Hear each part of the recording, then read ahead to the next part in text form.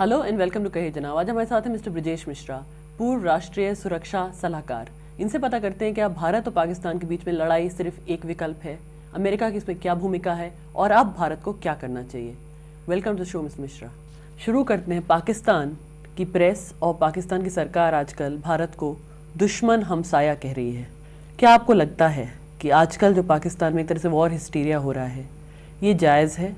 और क्या हमें पाकिस्तान के साथ आज we should go to war with Pakistan? Pakistan में इस समय जो हालत है वो ये है कि डेमोक्रेसी का दिखावा है। जो जिसका पल्ला भारी है वो आर्मी है, ISI। जनरल के यानी जो कहते हैं कि हम ये कर देंगे, हम वो कर देंगे, we can do this, we can do that.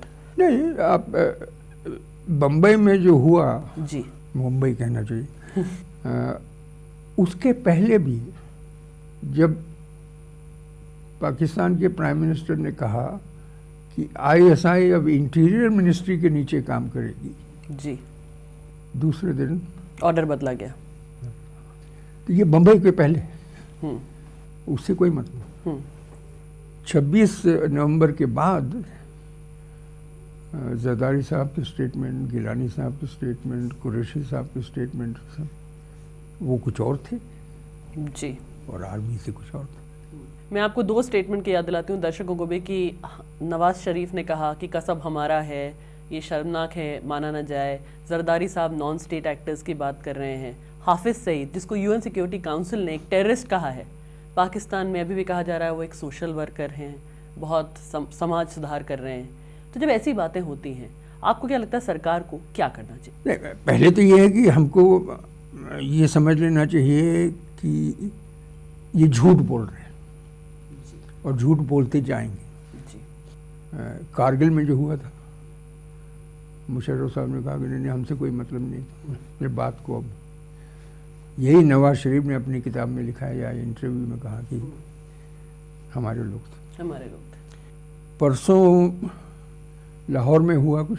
जी, अब कह रहे हैं हिंदू एक शुक्ला जी ने किया है। अभी खबर आई जी, सुबह जी, कि एक प्रो तालिबान वहाँ आउटफिट है, उसने कहा कि नहीं हमने किया, और भारतवर्ष का नाम परसों लगा दिया। तो झूठ बोलना तो इनकी आदत है। 35 ईयर्स से भारत ये झेल रहा है, आखिर कब तक? अब जो ये सरकार कर रही है, अगर इनको कुछ मिलिट्री ऑप्शन करना था तो शुरू में करना, जैसा कि हम लोगों ने सन 2001-2002 में किया था। इस सरकार ने ये सोचा कि नहीं,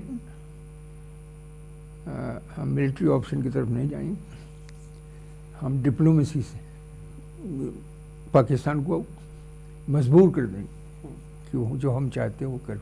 आज 1 महीना हो गया, पाकिस्तान ने कुछ नहीं किया। रोज़ खबरें आ रही हैं कि अमेरिका ने ये कहा, कॉन्डोलीज़ा राइस उन्होंने कहा, कॉन्डोलीज़ा राइस ने उनके नेशनल सिक्योरिटी एडवाइज़र को वॉशिंगटन बुला करके काफ़ी नाराज़ी से बात की, लेकिन इस सब का कोई कुछ निकल कर नहीं आया। मैं आपसे यहाँ पे एक सवाल पूछती हूँ, सीधा सवाल। इस सरकार ने न्यूक्लियर डील साइन की, सरकार को अपनी सरकार को एकदम ताक पे लगा के, उसके बावजूद क्या आपको लगता है कि अमेरिका ने इस पूरे मुद्दे पे, या अभी तक जो भी भारत ने जिस तरह का आतंकवाद झेला है, उसमें अमेरिका ने काफ़ी हमारा साथ दिया है? जहाँ तक शब्दों का सवाल है, जी हाँ, साथ दिया। शब्दों से क्या होता है? पाकिस्तान को मजबूर करना, जो वो कर सकते हैं, वो जो कर सकते हैं वो नहीं किया उन्होंने। देखिए, जब न्यूक्लियर डील हुई भारतवर्ष और अमेरिका के बीच में, तो ये सिर्फ न्यूक्लियर पावर के बारे में नहीं थी, ये एक स्ट्रेटेजिक अलायंस के बारे में, स्ट्रेटेजिक पार्टनरशिप के बारे में। हमारी सबसे बड़ी न्यूक्लियर स्ट्रेटेजिक कंसर्न अभी आई, बिल्कुल, तो अमेरिका सिर्फ अल्फाज से, सिर्फ शब्दों से, यहाँ कोई कह देता है पाकिस्तान एक इंटरनेशनल माइग्रेन है, सहानुभूति दिखा रहे और कुछ नहीं कर रहे। जो उनके जनरल साहब गए वहाँ पर अभी 4-5 दिन पहले, chairman of joint chief staff, खबरें आई कि उन्होंने काफ़ी डांटा उनको, जनरल कियानी को। एक जनरल कियानी ने दूसरे दिन कहा कि अगर भारतवर्ष ने कुछ किया तो 1 मिनटों में हम उसका जवाब दें। मिनटों में, बिल्कुल। तो मलिन साहब क्या कर रहे थे? सीधी सादी बात यह है हम्म, कि बिना अमेरिका की फाइनेंशियल और मटेरियल मदद के पाकिस्तान आर्मी जिंदा नहीं रह सकती। यूरोप से भी मटेरियल आता है, आईएमएफ से फाइनेंसिंग हो रही है, उसके बिना ये देश बैंकरप्ट हो जाए। जी। ये सब चीज़ें अमेरिका और यूरोप के हाथ में हैं, वो कर सकते हैं। अगर वो कल कह दें कि पाकिस्तान आर्मी को कि हम आपकी कोई मदद नहीं करेंगे जब तक कि आप ये आईएसआई को बंद नहीं करते, जी। कल वो अमेरिका के पैर पकड़ लेगा। लेकिन अमेरिका वो नहीं कर रहा, क्योंकि अमेरिका के इस समय स्ट्रेटेजिक कंसर्न्स कुछ और हैं। बिल्कुल, इस पे हम लोग बातचीत करेंगे। अभी समय एक छोटे से ब्रेक का, ब्रेक के बाद अभी आते हैं अमेरिका की बात करते हैं और पता करते हैं कि अब पाकिस्तान का न्यूक्लियर ब्लैकमेल इंडिया कैसे झेलेगा। Please don't go away. नेता जो हैं उनका कितना कंट्रोल है सिचुएशन, कितना उसको संभाल सकते हैं, इसके ऊपर डिपेंड करता है। तो कोई सी भी पॉसिबिलिटी हो सकती है लड़ाई जब हो सकती है।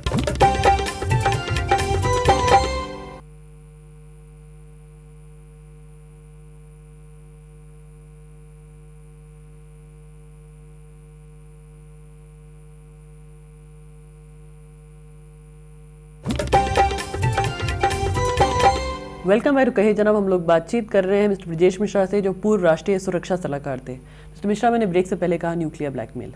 Pakistan is probably the only nuclear country in the world जो एक तरह से, जिसकी न्यूक्लियर डॉक्ट्रिन है सीधा न्यूक्लियर ब्लैकमेल। हम लोग कहते हैं सर्जिकल स्ट्राइक्स, अखबारों में एक तरह से प्लान्स आते हैं कि भारत सर्जिकल स्ट्राइक्स करेगा, एलईटी के कैंप्स को हिट करेगा। वहाँ से एक तरह से सीधा सच्चा न्यूक्लियर ब्लैकमेल होता है। मुझे एक चीज़ बताइए, क्या जब आप लोग सरकार में थे एनडीए के दौरान तब भी इस तरह का न्यूक्लियर ब्लैकमेल हुआ था, और इस न्यूक्लियर ब्लैकमेल को कैसे टैकल किया जाए? सन 2002 में जब हमने आर्मी का मोबिलाइजेशन किया था, जी, पार्लियामेंट के ऊपर जो हमले के बाद, मुझे ख्याल नहीं आ रहा है, जनवरी, फरवरी, मार्च, उनके फॉरेन सेक्रेटरी ने कहा जी, कि अगर लड़ाई हुई तो कोई सा भी हथियार उसका इस्तेमाल किया था, साफ। तो उस समय मैंने उसका जवाब दिया था कि पाकिस्तान को ख्याल रखना चाहिए कि उनका देश बिल्कुल इस दुनिया से ख़त्म हो जाए। ये जॉर्ज फर्नांडिस ने मुझे भी एक इंटरव्यू में कहा था कि मान लीजिए वो मुंबई या दिल्ली को नष्ट कर सकते हैं, तबाह कर सकते हैं, लेकिन उसके बाद पाकिस्तान नक्शे पे नहीं रहेगा। उसके बाद फिर उन्होंने उसके बारे में कुछ नहीं कहा। अभी भी पिछले एक महीने में न्यूक्लियर के मामले में उन्होंने कुछ नहीं कहा। देखिए, जब कभी भी लड़ाई होती है तो कोई सी भी पॉसिबिलिटी सामने आ सकती। बिल्कुल। जो लीडरशिप है वो सिचुएशन को कितना कंट्रोल कर सकती है उसके ऊपर सब निर्भर करता है। लड़ाई हुई, आगे क्या होगा क्या नहीं होगा। कारगिल की बात करता हूँ, वो आए, उन्होंने कहा कि नहीं ये तो फौजी नहीं है, ये तो फ्रीडम फाइटर्स, मुजाहिदीन, जैसे अब हाफिज सईद सोशल वर्कर है। और फिर वो टेलीफोन का इंटरसेप्ट किया। बिल्कुल, मुशर्रफ की बातें सब। लेकिन हम लोगों ने ये कहा कि अगर हम लाइन ऑफ कंट्रोल के उस तरफ जाते हैं जी, तो एकदम सिक्योरिटी काउंसिल की मीटिंग होगी और उसमें कहा जाएगा सीज फायर, और फिर बरसों आप पाकिस्तान से बात करते रहेंगे कि कौन कहाँ था, कौन कहाँ था, कहाँ कहाँ। ये आप बहुत अहम बात कह रहे हैं कि आप एक तरह से कह रहे हैं अगर अभी ये भी हुआ तब भी यही होगा, सीधे सिक्योरिटी काउंसिल अभी उसको मैं कंपेयर करूँगा उससे, इसलिए हमने कहा नहीं करना। लेकिन एयरफोर्स का इस्तेमाल जो कि पहले कभी नहीं हुआ, हमने कहा ये कर। तो जैसे जैसे सिचुएशन डेवलप होती है, आगे बढ़ती है, नेता जो हैं उनका कितना कंट्रोल है सिचुएशन, कितना उसको संभाल सकते हैं, इसके ऊपर डिपेंड करता है। तो कोई सी भी पॉसिबिलिटी हो सकती है लड़ाई जब हो सकती है। आपको लगता है लड़ाई एक पॉसिबिलिटी है इस वक्त? क्योंकि प्रधानमंत्री ने कहा है कि वो लड़ाई नहीं चाहते, प्रणब मुखर्जी ने बार बार कहा है कि हर तरह से हर हमारे ऑप्शन ओपन है। देखिए, पिछले 1 महीने से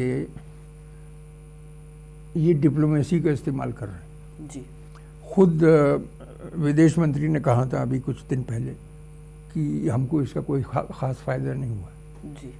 जो हेड्स ऑफ मिशन की कॉन्फ्रेंस हुई थी उसमें उन्होंने क्यों नहीं हुआ?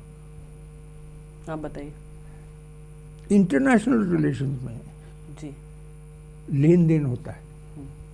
अभी आपके पास कुछ है नहीं देने के लिए, आप भीख मांग रहे हैं कि पाकिस्तान को रोकिए। लेकिन अगर आपने कुछ फौजी तैयारी की होती, मैं नहीं कह रहा हूँ कि ऑपरेशन पराक्रम जो 2002 में होता वो अलग परिस्थिति अलग थी, अब अलग, मैं वो नहीं कह रहा। लेकिन एक डिवीजन यहाँ से वहाँ गया, दूसरा यहाँ से वहाँ गया, कब अमेरिकन सैटेलाइट देख रहे हैं, परेशान हो रहे हैं, क्या हो रहा है जी। तब आपके हाथ में कुछ है, फिर वो आपके पास आएंगे। नहीं बाबा ऐसा मत कीजिए, उस समय हम कह सकते हैं भाई हम तो हमारे करने का कोई इरादा नहीं है। लेकिन आप उनको तो अभी ये है कि हमारे पॉकेट में कुछ नहीं है, तो हमको वो शब्दों से कहा जाता है भाई बहुत आप बहुत अच्छे इंसान हैं, आप बहुत वो कर रहे हैं, ये कर रहे हैं, तो बस इस तरह से एक तरह से बहला फुसला रहा है पूरा। अब बहला ना हो, फुसला ना हो, चाहे कुछ भी हो। हाँ। मैं ये नहीं कहता कि वो लोग सिंसियर एफर्ट नहीं कर रहे, मैं ये नहीं कह रहा, लेकिन जितना वो कर सकते हैं वो नहीं कर रहे। जैसा मैंने पहले कहा, पाकिस्तान आर्मी का सर्वाइवल जो है बिल्कुल इनके ऊपर 10 बिलियन डॉलर सिर्फ 9/11 के बाद अमेरिका ने उनको दिया है। और जो अब पता चल रहा है कि सारा भारत के खिलाफ आर्मामेंट्स खरीदे गए हैं, कोई तालिबान से लड़ाई नहीं की, जो खुद कह रहा है कि हम अब वो कह रहे हैं कि हम और देंगे। हाँ। अभी वो सेनेटर कैरी आए थे यहाँ पर, जो कि अब सेनेट फॉरेन रिलेशंस कमेटी के चेयरमैन बनने वाले जी। उन्होंने कहा कि हम और पैसे देने वाले हैं पाकिस्तान। तो अगर लोग पागल हो गए हैं और समझते नहीं हैं कि पाकिस्तान क्या कर रहा है क्या नहीं कर रहा है, तो फिर हम क्या करें? चलिए हम ये अभी पता करेंगे। अभी समय एक छोटे से ब्रेक का, ब्रेक के बाद अभी आते हैं, पता करते हैं अब हमें क्या करना चाहिए। Please don't go away, this is just getting very interesting. अगर ओबामा साहब ने वो किया तो जो पिछले 10 साल में भारतवर्ष और अमेरिका के रिश्ते अच्छे हुए हैं वो एकदम खत्म हो जाए।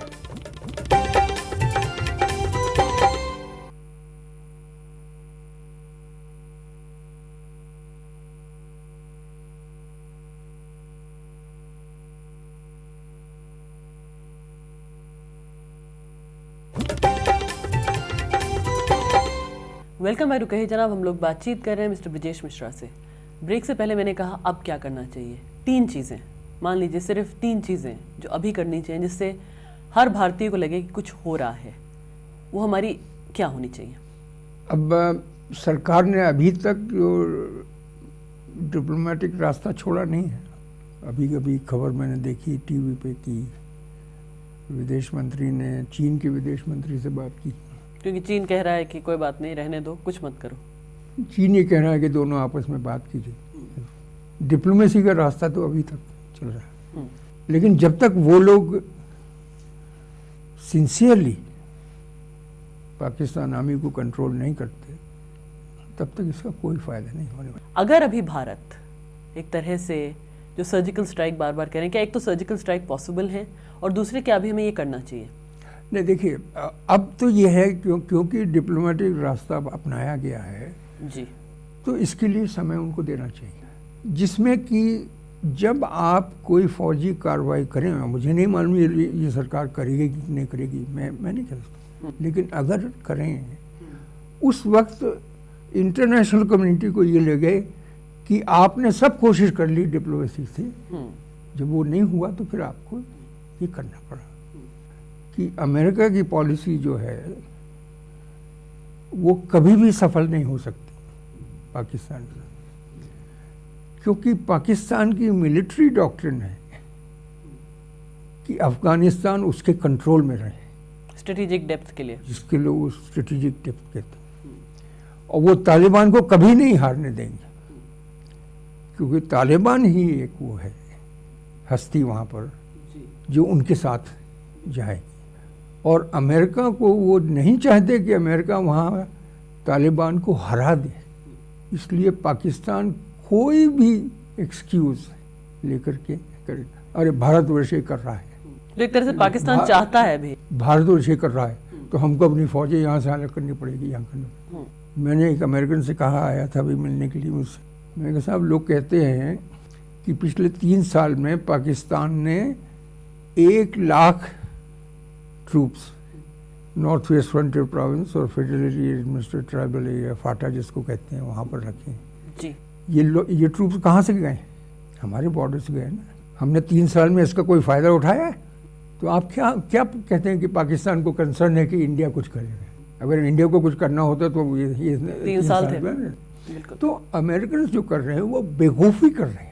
पैसा देते जाएंगे पाकिस्तान को, आखिर बहुत पैसा उनके पास, खर्चा तो करना ही पड़ेगा उनको कहीं ना कहीं, वो देते जाएंगे जी। पाकिस्तान लेते जाएगा, कॉस्मेटिक एक्शन यहाँ वहाँ करके, लेकिन तालिबान को वो कभी भी हारने नहीं देगा। मैं आपसे एक आखिरी सवाल पूछती हूँ मिस्टर मिश्रा, अगर अटल बिहारी वाजपेयी प्रधानमंत्री होते, ब्रिजेश मिश्रा राष्ट्रीय सुरक्षा सलाहकार होते, तो इस वक्त ब्रिजेश मिश्रा अपने प्रधानमंत्री को एक लाइन में क्या सलाह देते? अगर शुरू में हमने फौजी कार्रवाई नहीं की, एक डिप्लोमेटिक रास्ता अपनाया, तो अब इस डिप्लोमेटिक रास्ते को आगे बढ़ने दीजिए, जब तक कि इंटरनेशनल कम्युनिटी को ये समझ में नहीं आता कि भाई भारतवर्ष की पेशेंस जो है अब वो खत्म हो चुकी है। और एक नया एडमिनिस्ट्रेशन आ रहा है, एक नया प्रेसिडेंट आ रहा है, बार बार बात हो रही है कि कश्मीर में एक एनवॉय अपॉइंट किया जाएगा, इसको आप किस तरह से देखते हैं? अगर ओबामा साहब ने वो किया तो जो पिछले 10 साल में भारतवर्ष और अमेरिका के रिश्ते अच्छे हुए हैं वो एकदम ख़त्म हो जाएंगे। तो ओबामा साहब अगर रिश्तों को ख़राब करना चाहते हैं तो वो कश्मीर में इंटरफेयर करें, वो इंडिया पाकिस्तान के बीच में इंटरफेयर करें, उसमें कोई उनको अफगानिस्तान में फ़ायदा तो होने वाला नहीं है। तो उनको जो ग्राउंड रियलिटी यहाँ है, जो यहाँ पर जो एक्चुअल परिस्थिति, उसको समझना चाहिए। रिश्ते बिल्कुल ख़राब हो जाएंगे, कोई भी सरकार होगी यहाँ पर वो कभी भी नहीं मानेगी कि अमेरिका या यूरोप या यूएन या कोई कश्मीर के मामले में दखल दे। चलिए, थैंक यू सो मच। तो ये थी ground realities according to Brijesh Mishra. Thank you so much for watching, will see you again. ये पूरा इंटरव्यू आप znews.com पे भी पढ़ सकते हैं। Thank you.